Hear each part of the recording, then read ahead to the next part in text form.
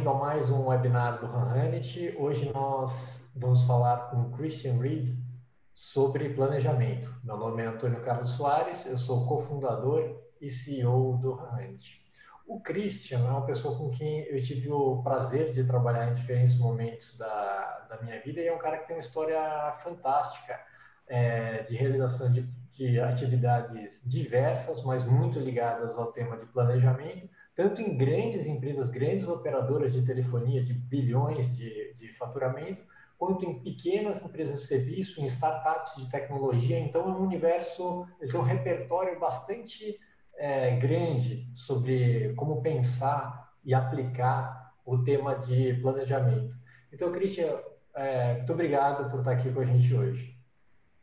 Bom, antes de mais nada, eu que agradeço pelo convite, é um prazer enorme estar aqui. Então, um oi aí para você e para todo mundo que está nos assistindo. É um grande prazer e é um tema que que eu gosto particularmente, acho que é um tema extremamente relevante, importante, e como a gente está aqui no momento, né, de fim de ano, depois de um ano tão turbulento, nada mais apropriado do que falar sobre esse tema mesmo. Vai ser um grande prazer estar aqui e discutir caminhos com você aqui.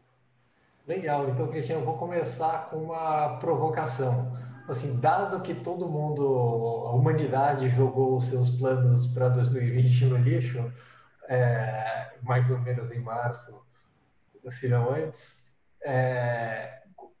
e como fica a atividade de planejamento? Faz sentido planejar?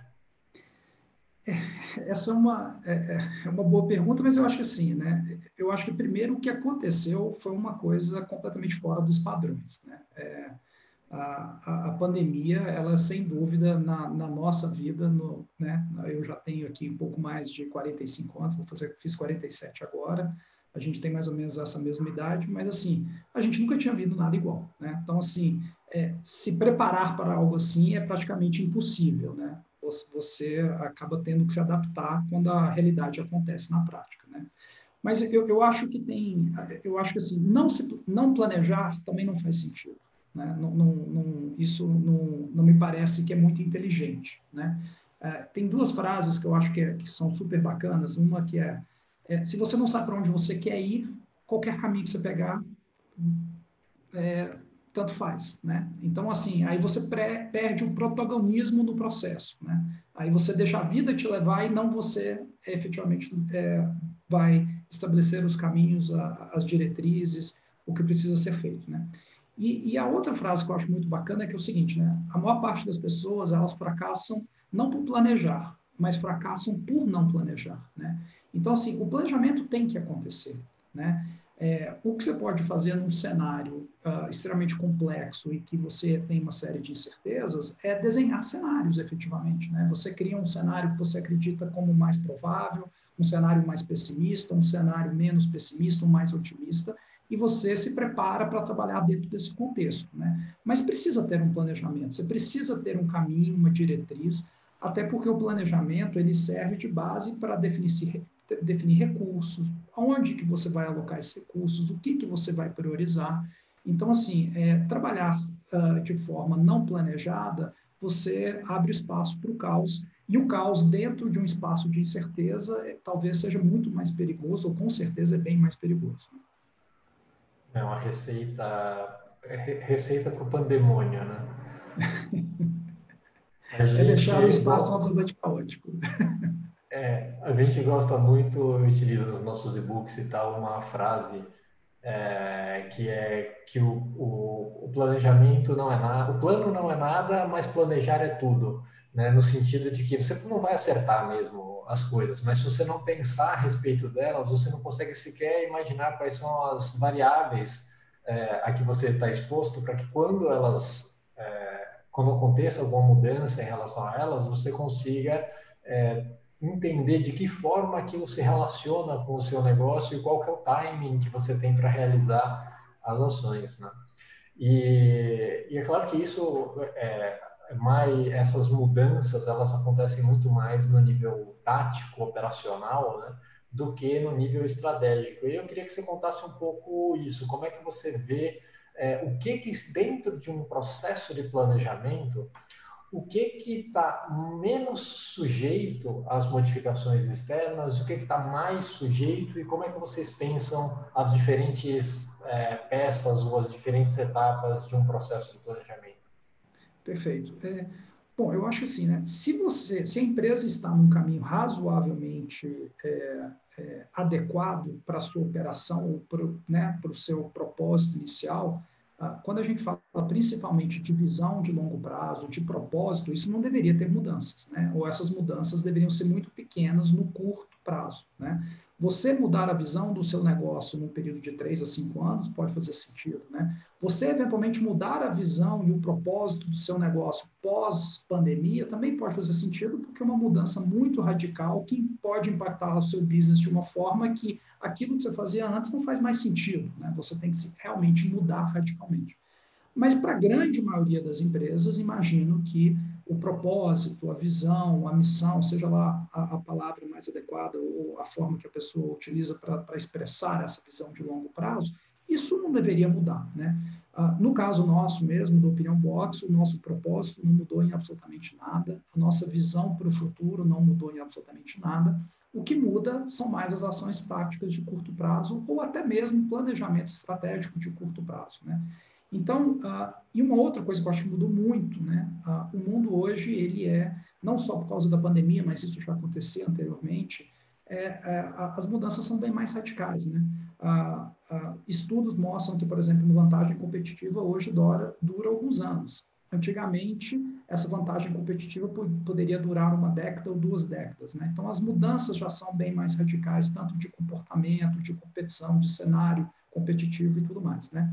Então, hoje, com raras exceções, não faz muito sentido você fazer um planejamento estratégico de 5 anos, um planejamento estratégico de 3 anos. Você tem uma visão, um propósito mais estratégico, mais de longo prazo, mas o que você acaba fazendo mais é um planejamento de curto prazo e você vai, vamos dizer assim, você vai acertando o direcionamento do seu negócio conforme as mudanças de mercado, conforme você vai recebendo inputs externos e internos, né? Então, no nosso caso, por exemplo, como eu te disse, a nossa visão e propósito, ela continua estável, continua com a mesma visão de longo prazo, e o que a gente tem focado agora é principalmente o seguinte, no próximo ano, né, e aí é um tempo bem curto mesmo, de 12 meses, quais são as nossas prioridades estratégicas, quais são as táticas e ações que nós vamos fazer para suportar essas prioridades estratégicas, né? Então, essa é a nossa forma de trabalhar, né? E o que a gente tenta fazer com todo o time primeiro, a gente coloca o time todo participando do processo, né? Então, todas as áreas participam, né? Porque tem que ser algo construído em conjunto, né? Então, é fundamental você escutar todos os lados, ter visões diferentes, ter uma diversidade de opiniões nesse processo, porque se todo mundo pensar igual, isso também é um problema, né? Você tem que ter divergências de opinião. Então, a gente coloca todo mundo participando desse processo, a gente fecha as diretrizes estratégicas e, a partir daí, todas as áreas trabalham com o mesmo objetivo, ou seja, elas desenvolvem planos estratégicos, planos táticos para atender aquelas diretrizes estratégicas. Assim, de forma bem resumida, esse é o formato com que a gente trabalha e que a gente acredita. Legal. E me fala uma coisa, sobre esse processo, então agora pensando em como, então, vamos dizer, você tem uma coisa que é mais perene, que é essa parte de visão, etc., que é uma coisa que em geral vem muito dos fundadores, do board, e de uma questão até da motivação intrínseca do empreendedor, do que ele quer fazer, né? O que inspirou ele originalmente, etc., para fazer. E essa é uma coisa que, à medida que ela é comunicada dentro da empresa, e isso é transparente para todo mundo, fica mais fácil fazer tudo, né? Até contratar pessoas é mais fácil, porque são pessoas que se alinham com esses objetivos, né? Que se magnetizam ao redor da vontade de executar essa missão, ou não se alinham com isso e acham que tem propósitos mais elevados ou diferentes, ou que está a fim de fazer outra coisa, né? Então, eu queria te perguntar duas coisas. Primeiro, se vocês têm algum processo de comunicação disso, ou rituais de comunicação e de reforço dessa visão de prazo mais longo?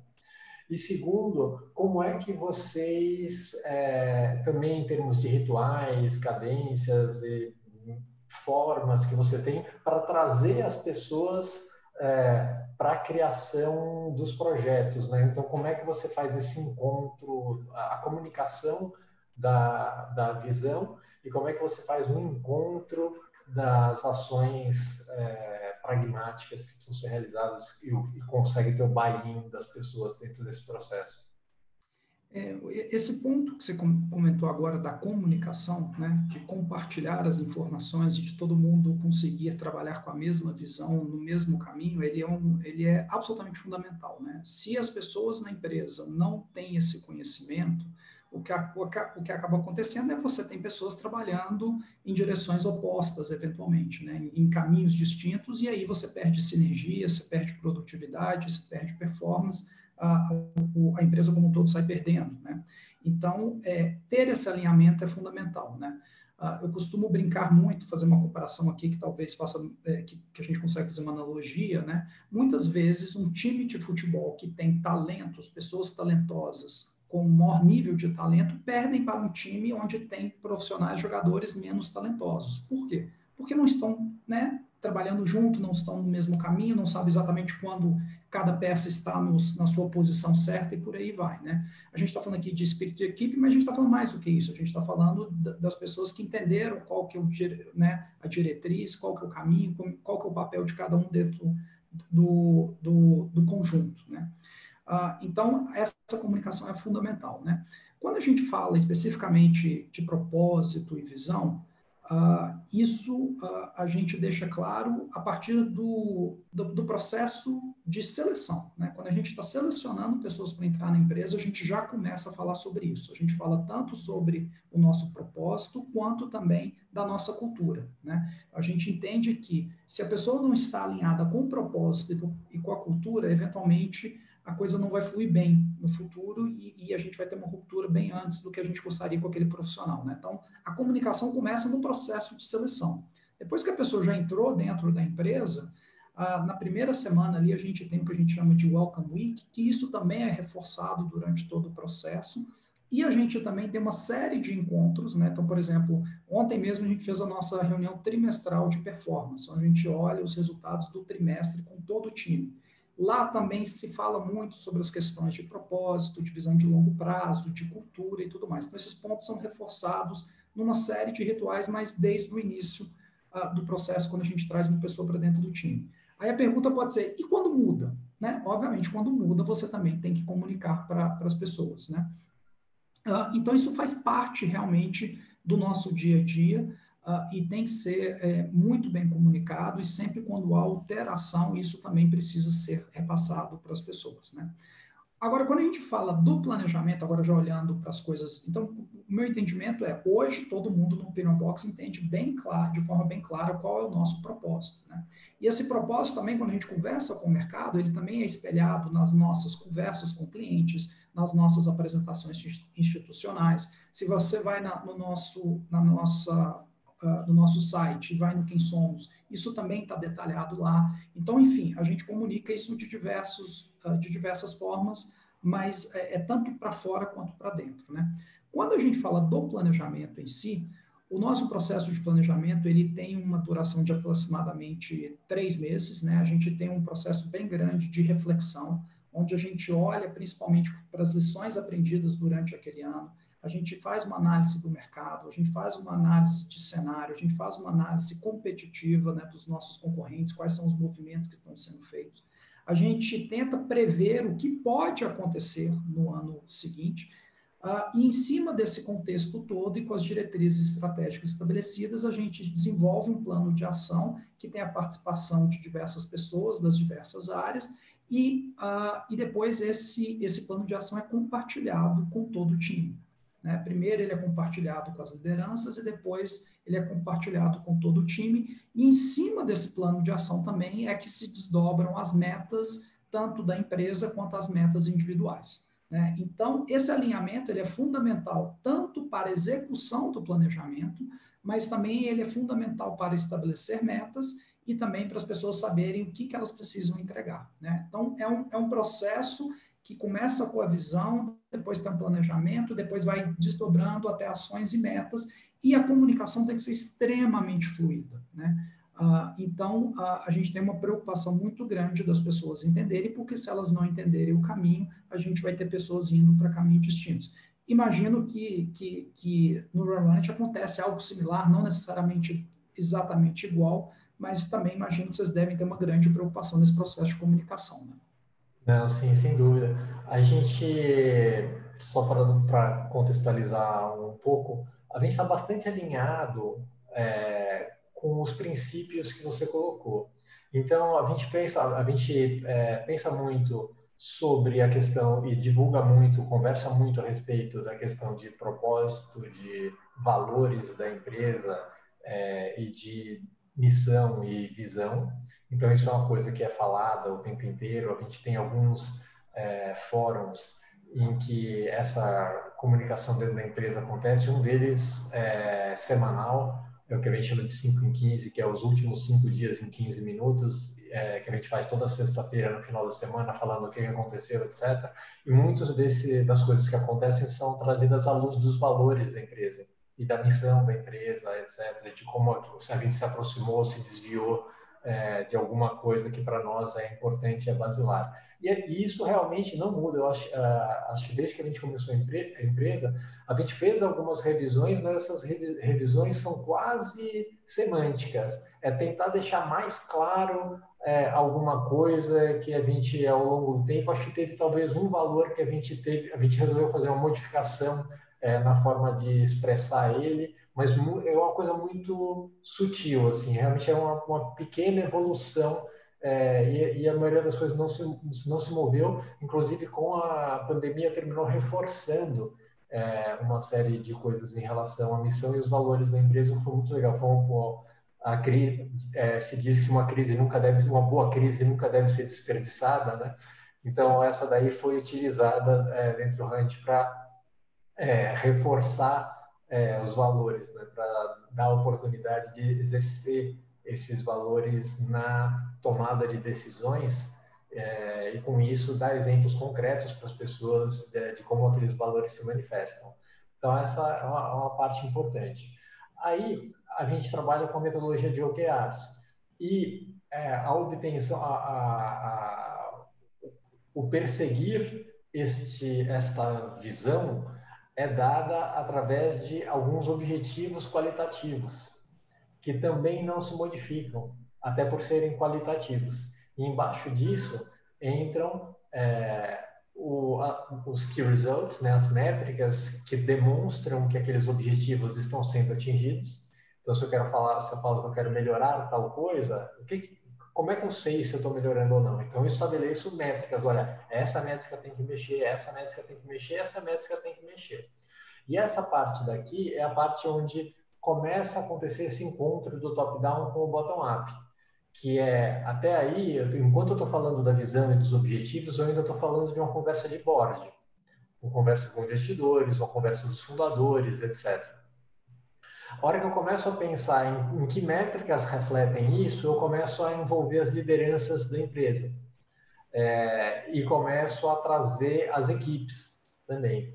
Então, quando a gente entra nos projetos, e eu sempre brinco falando que projetos são hipóteses, né? São coisas que você imagina que se você realizar, você com isso vai gerar uma modificação em uma métrica, mas não necessariamente é verdade. Você pode executar o projeto e não conseguir modificar aquele desempenho daquela variável. O projeto não era impactante naquele sentido, e eventualmente você pode descobrir isso só depois que você entrega ou durante o processo. E aí é um bom momento para você tentar repactuar isso. Mas essa quebra, então você sai de uma visão, vamos dizer, longa para uma visão de trimestral, né? Para você ter métricas trimestrais, quantitativas trimestrais e projetos também que ajudam a entregar dentro desses 3 meses essas métricas. E aí você faz o follow desses projetos e acompanha essas métricas periodicamente. Aí, em geral, a gente tem fechamentos mensais, fechamentos parciais mensais e um grande fechamento trimestral. Então, a gente faz isso, e a gente faz isso nesse prazo justamente porque, principalmente dentro de uma startup ou de uma empresa muito dinâmica, você pode ter uma tendência a lançar ações em diferentes direções, né? E você cair naquele problema de andar 1 centímetro em todas as direções ao invés de 1 metro na direção que você está pretendendo, né? Então, isso daí faz com que a gente consiga estabelecer um horizonte visível, mas esse que é de 3 meses, então a gente tenta ficar firme dentro desses 3 meses, salvo catástrofe, mas ao mesmo tempo a gente já tem built-in, né, construído, embutido dentro do processo, a ideia de que a gente vai revisar mesmo daqui a 3 meses. Então, quando alguém traz uma ideia nova, ela não está congelada, não vai ser desperdiçada, ela é e isso é uma coisa muito libertadora, porque a gente fala, olha, a gente não precisa tratar disso nesse momento. Isso não está nos OKRs desse trimestre, mas eu quero trazer isso para a gente conversar, sei lá, mês que vem, quando a gente estiver discutindo o próximo OKR, e ver se isso é priorizado dentro da empresa ou não. Então, essa dinâmica é uma dinâmica que tem ajudado bastante a gente a conseguir ter um processo que incorpora as mudanças à medida que elas vão acontecendo. E aí eu queria te fazer uma pergunta, Christian, você mencionou a questão das reuniões de performance, né? Você falou assim, eu faço acompanhamento, reunião de performance, etc e tal, acabamos de fazer uma, etc. E aí, do ponto de vista humano e do ponto de vista de qual é o papel do líder, né, nesses momentos. O que acontece, eu imagino, eu espero que não, mas imagino que ao longo da vida tenha acontecido muitas vezes, que furar completamente, né? A empresa efetivamente não conseguir entregar a performance estava buscando o que tinha sido planejado. Eu imagino que esse ano isso deve ter acontecido muitas vezes com muitas empresas, né? De você ter um plano e você ter uma ideia de como é que as coisas funcionaram, você incorporou um cenário que era um cenário de retomada, que foi mais lenta ou mais rápido do que você estava imaginando, e a performance foi completamente diferente. E aqui eu estou perguntando mais, eu vou perguntar mais sobre a questão de quando varia para baixo, né? Quando você tem assim, putz, a gente fez um plano, a gente revisou esse plano e a gente não conseguiu a gente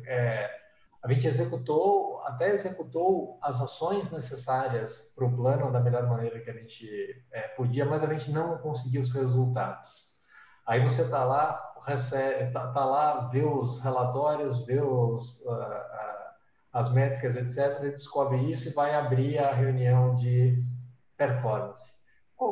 E aí, como que se lida com a frustração? Qual que é o papel do líder nessa hora? Bom, eu vou...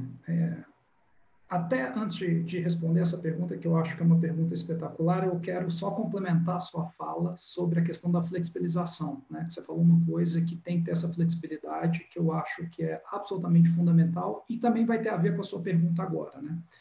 No Opinion Box, a gente tem até uma brincadeira lá que a gente fala que é 80-80. O que é esse 80-80? O nosso planejamento, né, desse ano, por exemplo, ele tinha aproximadamente 70 ações. Só que a gente dá autonomia e liberdade para os líderes implementarem apenas 80% do que está planejado em 80% do tempo que foi estabelecido para aquilo ser planejado. Por quê? Porque a gente sabe que o mercado é extremamente dinâmico, a gente sabe que a nossa realidade é extremamente dinâmica e pode ser que 20% daquilo que a gente planejou fazer não vai ser possível de se implementar, ou não vai fazer sentido, ou não vai ser prioridade, porque o cenário mudou, né? Inclusive, no nosso planejamento, tem coisas que são fundamentais e outras que a gente fala que são nice to have, ou seja, se a gente conseguir fazer, legal. Se não der, toca o barco, né? Então, essa flexibilidade, essa possibilidade de adaptação e mudança, ela é fundamental e ela já tem que fazer parte da cultura, pelo menos a nossa visão, do planejamento em si. O planejamento, ele te dá uma direção, e essa direção, ela tem que ser seguida, né? Porque se ela não for, se a direção não for seguida, quer dizer que você escolheu o caminho errado. Mas você pode fazer uma curva para a direita, depois fazer uma para a esquerda e voltar para ela novamente. A gente acredita muito nessa possibilidade de flexibilidade e a gente dá essa autonomia para os gestores. Muitas vezes eu converso com eles assim, olha, Cris, acho que não faz sentido a gente fazer isso agora. Vamos deixar isso para o final do ano? Beleza, vamos embora. Então, essa questão de flexibilidade é fundamental mesmo, porque necessidades aparecem. Então, só queria fazer um ponto em cima disso, porque vai ter agora também a ver com a sua pergunta, que é qual é o papel do líder neste momento, né? Uma coisa que a gente acredita muito no Opinion Box, e felizmente isso fez parte de toda a minha trajetória profissional, sempre trabalhei em empresas assim, o que eu acho absolutamente fundamental, que é ser transparente. É ser absolutamente transparente, é mostrar todos os números, é mostrar a realidade como ela é. Por quê? Porque se a gente acredita que as pessoas, os profissionais estão ali para agregar, né, se elas têm competências e têm skills, know-how, enfim, que junto com das demais pessoas vão gerar sinergia e valor, essas pessoas precisam ter acesso à informação. A gente não pode esconder as informações, né? Para o bem e para o mal. Porque se a pessoa tem uma informação que a coisa não está indo tão bem, é importante que ela entenda, putz, a gente tem um problema aqui, como que eu posso ajudar? Né? Se você esconde esse dado, se essa informação não é amplamente divulgada, você limita que aquela pessoa possa agregar valor. Você limita a atuação dessa pessoa. Então, isso não pode acontecer, né? Então, assim, o Opinion Box sempre foi e faz parte realmente da nossa cultura ser transparente. Não ter esqueletos no armário, não colocar as coisas debaixo do pano, e sim colocar para fora. Eventualmente, quando você coloca uma situação que é, vamos dizer assim, um pouco mais negativa para fora, tem um impacto inicial? Tem. As pessoas podem ficar preocupadas? Pode. Mas aí cabe ao líder, aos gestores, dizer, olha, gente, a situação é essa, mas se a gente fizer isso e se isso, o caminho está tranquilo, né? Então, aconteceu isso, por exemplo, agora na pandemia, né? No início da pandemia, teve uma série de empresas que tiveram que cortar pessoas, tiveram que fazer reduções de custo agressivas e tudo mais. No nosso caso, a gente buscou desde o início ser transparente com todo mundo, dizendo, olha, gente, não sabemos onde isso vai dar, sabemos sim que o mercado vai ser impactado, estamos criando planos para redução de custo, mas não temos nesse momento nenhuma previsão, nenhum caminho ou nada que nos obrigue a reduzir pessoal, a reduzir nada nesse sentido. E se a gente fizer isso e isso, a gente acredita que não haverá essa necessidade. E, de fato, não aconteceu. Então, no caso do Opinion Box, a gente trabalhou muito para buscar eficiência na operação, a gente trabalhou muito para continuar trabalhando principalmente o fluxo de geração de leads e de entrada de receita e de manter uma boa relação com os nossos clientes para a receita não ter uma queda, né? E ao trabalhar a eficiência na operação, a colocar todo o time trabalhando conosco para buscar essa eficiência, a gente conseguiu não só transmitir tranquilidade para todo mundo, mas conseguimos seguir dentro de uma certa normalidade na nossa trajetória inicial. E aí tem uma coisa muito interessante, né? Das ações que a gente havia planejado para serem inicializadas até o final do terceiro TRI, a gente conseguiu iniciar 92% das ações que estavam no nosso planejamento. Ou seja, mesmo com esse cenário absolutamente caótico, né, de mudança extremamente radical, a gente ainda está muito firme no nosso planejamento. Sei que isso não é possível para todos os negócios. Né, alguns negócios foram impactados de uma forma que a receita eventualmente caiu 90%. Né, e aí, putz, não tem como você não ter o mesmo planejamento. Né? Então, assim, mas isso é uma coisa muito legal. Então, mesmo dentro do caos, a gente conseguiu manter a nossa trajetória. Mas eu acho que o papel do líder é ser transparente, é dar informações, porque, eventualmente, coisas ruins vão ter que acontecer. E eu vi algumas empresas que tiveram que fazer cortes, que tiveram que dar notícias muito ruins, mas elas tiveram também muita sabedoria em comunicar isso, tanto para funcionários quanto para o mercado, E eu vi muitas pessoas saindo da empresa, triste porque tiveram que sair, mas assim, cara, a empresa foi humana até o fim, ela foi transparente com a gente até o fim. E eu acho que isso é uma atitude muito legal, né? E no Opinion Box, é óbvio que nós já tivemos os nossos momentos bem difíceis, né? Apesar deste ano ter sido um ano extremamente caótico, não foi o nosso ano mais difícil. Ele foi talvez um ano mais diferente, mas ele não foi um ano mais difícil. Há uns 3, 4 anos atrás, a gente ficou bem longe daquilo que a gente planejava e a gente tinha acelerado a contratação, a gente tinha aumentado o investimento e a receita não veio, e aí a gente teve que fazer um processo de adequação, né? A gente teve que realmente falar assim, olha, não está funcionando, vamos ter que mudar muita coisa, e foi um processo que a gente buscou tranquilizar as pessoas, ser transparente, falando do que poderia acontecer no cenário A, B e C. Conseguimos ultrapassar aquele momento, e, se eu não me engano, também, naquele momento, também a gente não perdeu nenhuma pessoa. Então, assim, a gente conseguiu ter esse equilíbrio de fazer a coisa bem feita. Então, eu acho que o mais importante é isso. As coisas não estão funcionando, o que nós vamos ter que tirar do caminho e o que a gente vai fazer para reverter esse cenário e ter isso de uma forma, ter uma resposta ágil para isso é absolutamente fundamental, né? E aí tem aquele ponto, né? Se todo mundo entende a visão, se todo mundo entende o propósito, se todo mundo entende as diretrizes estratégicas, as pessoas conseguem, inclusive, dentro desse cenário, propor caminhos para resolver as dificuldades. Legal, Cristiano, muito bom. Acredito demais nisso também. Bom, a gente é super fã de gestão à vista, e o próprio processo de revisão dos OKRs, etc. e tal, também é uma oportunidade de conversar com as pessoas sobre todas as métricas que são relevantes para a empresa e falar efetivamente sobre as coisas que estão acontecendo. E eu me lembro muito eu lembro isso até no livro do Ben Horowitz, lá no The Hard Things About Hard Things, que ele fala muito que o líder ele precisa o bem mais precioso que ele tem é credibilidade, né? Ele está o tempo inteiro tentando, com as pessoas olhando para o cara, falando assim, vou continuar remando com esse cara para chegar em algum lugar, eu quero ir para onde esse cara está indo, quero continuar remando com ele, né?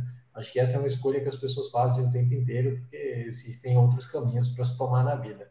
E se você não tiver credibilidade, não demonstrar que você tem contato com a realidade, que você está entendendo o que está acontecendo, as pessoas, mesmo sem ter acesso ao número exato, etc. e tal, mas elas percebendo o que está acontecendo e percebendo que você está sem contato ou sem capacidade de conversar sobre o assunto, isso só vai diminuir a sua credibilidade, né? Só vai fazer com que as pessoas questionem se faz sentido continuar fazendo aquilo ali, porque a pessoa não sabe o que está acontecendo, não está entendendo as mudanças, não quer enxergar as coisas como elas estão acontecendo, está distante da operação, está distante do que está vivendo no mundo desconectado da realidade. Isso tudo, obviamente, vai erodir a sua capacidade de atrair pessoas boas e de manter pessoas boas dentro da empresa, e sem isso nada vai acontecer. Christian, está chegando ao fim aqui o nosso horário. E eu queria primeiro te agradecer e, segundo, perguntar se tem alguma coisa que você gostaria de deixar como mensagem aqui final para o pessoal que está aí iniciando o processo de planejamento, olhando para 2021 e falando, bom, se tem alguma coisa que eu não sei o que vai acontecer, o que vai acontecer em 2021. Bom, assim, honestamente, eu acho que 2021, eu espero estar certo, né? Mas eu acredito que 2021 vai ser menos caótico que 2020. Não acho que vai ser um piquenique, não acho que vai ser absolutamente fácil, mas 2020 espero que tenha sido realmente um ano mais difícil, né? Então, primeiro, a gente olha para frente com um olhar de otimismo, né? No Opinion Box mesmo, a gente tem percebido que o terceiro trimestre já foi um trimestre que já teve uma melhora no cenário mercadológico, de uma forma geral. O quarto TRI também está começando de uma forma bem positiva, né? A gente vê as pessoas voltando tentando voltar para a vida de uma certa forma, né?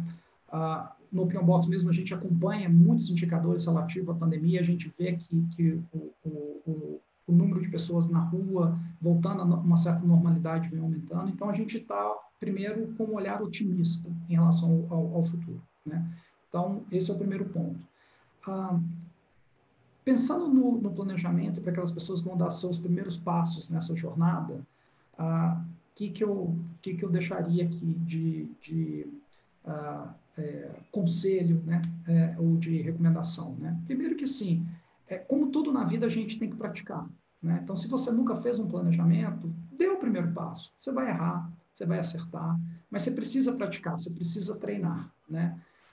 E aos poucos isso começa a se tornar uma parte do seu dia a dia, uma parte da sua cultura, e depois isso vira quase que automático, né?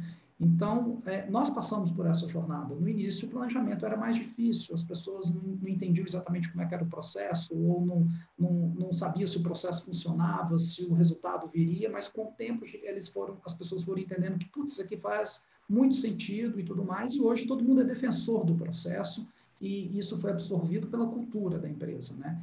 Então, assim, como tudo que é novo, você precisa praticar, e você precisa dar tempo, e você tem direito de errar, e errar faz parte do jogo, e aceite o erro, aprenda com ele, né? Porque errar também é uma das melhores coisas, desde que você consiga aprender com ele, né? Então, o que eu deixo é isso de mensagem, dê o primeiro passo, treine, erre, acerte, mas não deixa não, porque se tiver algum problema, algum erro, não abandone. Abandonar uma ideia que faz sentido é muito ruim só porque você teve uma dificuldade inicial. E assim, tente se informar o máximo possível. Conversa com outros empreendedores, com parceiros, gestores, pegue informações do mercado, fique atento a conteúdo, tem muito conteúdo disponível. Eu sei que o Run Management mesmo dispõe uma série de informações, o Opinion Box também tenta ajudar as empresas a tomarem decisões melhores. Então, assim, tem muita informação disponível e a recomendação que eu faço é essa: dê o passo sem medo, testem e no final o processo de aprendizado vai ser bem bacana e certamente no final você terá uma empresa mais organizada, mais planejada e com uma capacidade de prever melhor o futuro. Muito legal, Christian. É isso aí mesmo. Assim, o perfeito nunca vai ficar, mas é um exercício que precisa ser feito e que ajuda a empresa a se entender, né? E a explicitar o que está pensando. Com isso, no mínimo, conseguir uma comunicação melhor dentro de casa, né? O que per se já ajuda bastante. Então, só discutir o tema já é um ganho, ainda que posteriormente os resultados aconteçam de uma maneira diferente do que você está imaginando. Mas esse é todo o ponto, né?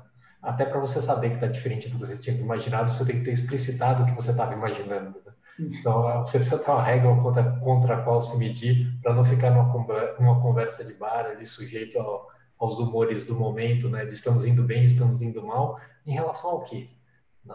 Como é que a gente estava imaginando e o que a gente está fazendo? A gente está melhor numa coisa, está pior noutra? Putz, então ok. Então tem coisas dando certo, tem coisas dando errado. Quanto errado? Estamos erramos, ficamos 5% abaixo. Putz, talvez não seja tanto. E você sai desse campo subjetivo e talvez frustrante e entra num campo mais objetivo em que você pode atuar sobre variáveis declaradas, né? E ter consenso sobre a necessidade ou não de priorizar uma ação ou de modificar um curso porque ele está funcionando ou não está funcionando, etc. Acho que esse é o exercício. Então, super obrigado, Cristian, pela sua presença aqui. Eu que agradeço, foi um prazer. Sempre que precisar, conte conosco, é sempre um prazer. Bom, pessoal, muito obrigado pela audiência de vocês. Se vocês gostaram, nos sigam nas redes sociais, liguem as notificações, né, o sininho ali no YouTube, etc. Vamos deixar embaixo aqui na descrição do vídeo links para os materiais de planejamento, para outros webinars e, mais uma vez, muito obrigado. Até a próxima.